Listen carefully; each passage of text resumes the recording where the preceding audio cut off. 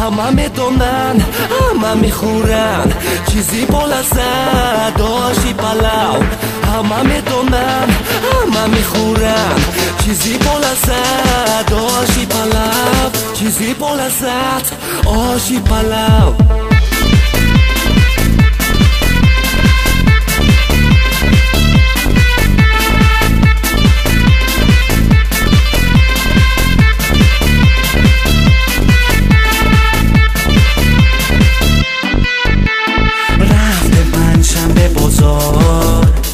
کردم خریدی بسیار مزه کردم چه خونه با جوره ها یک جایه آشی پلاو خوشمزه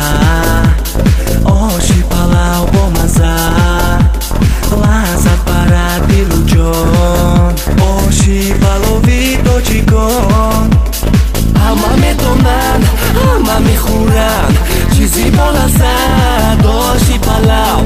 همه میدونن همه میخورن چیزی بالازد آشی پلاو چیزی بالازد آشی پلاو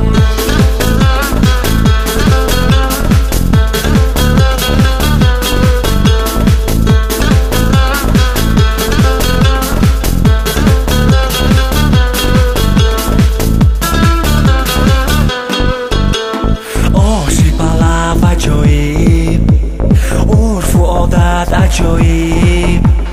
پنج سحر عجایب آشی نهار عجایب آشی پلاو خوشمزه آشی پلاو با مزه لذت برد دل و جان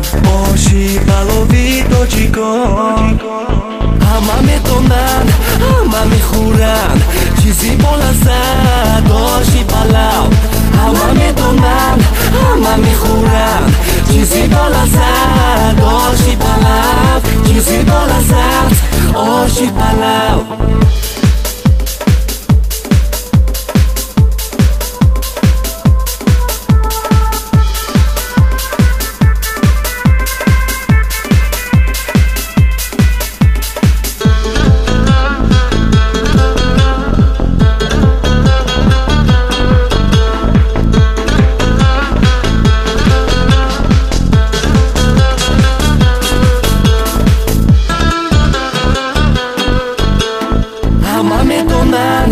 همه میخورن چیزی بالازد آشی پلاو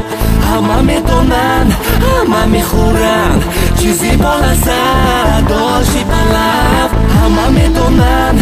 همه میخورن چیزی بالازد